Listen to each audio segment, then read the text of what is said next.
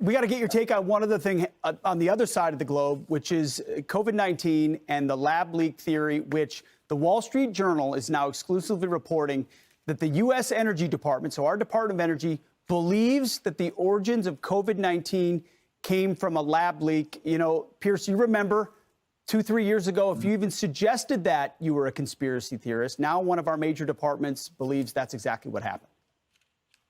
Well, it's an absolutely fascinating report, isn't it? And it really goes, I think, back to this whole issue of believe the science.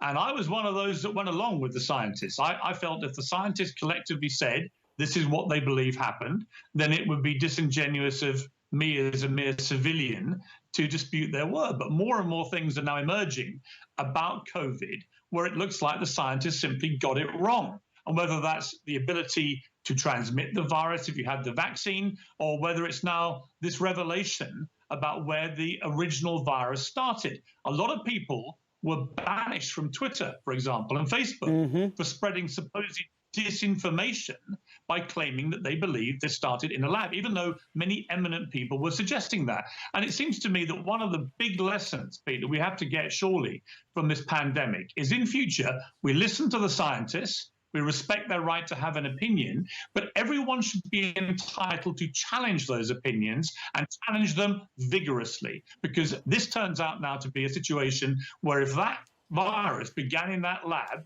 then a lot of those scientists were plain wrong.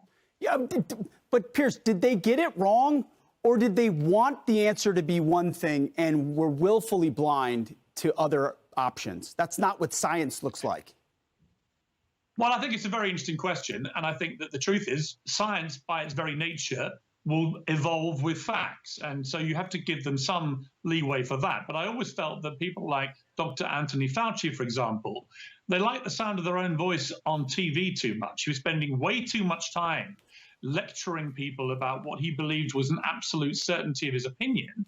And a lot of those opinions, whether it's the use of masks, the efficacy of vaccines and transmission and so on, or now where it started, actually all his opinions were wrong about those. So I do think in future, like I say, we've got to examine the science. You've got to listen to all ranges of opinions, and people have got to stop being cancelled on social media for raising concerns which now look like they were absolutely right. That's exactly right.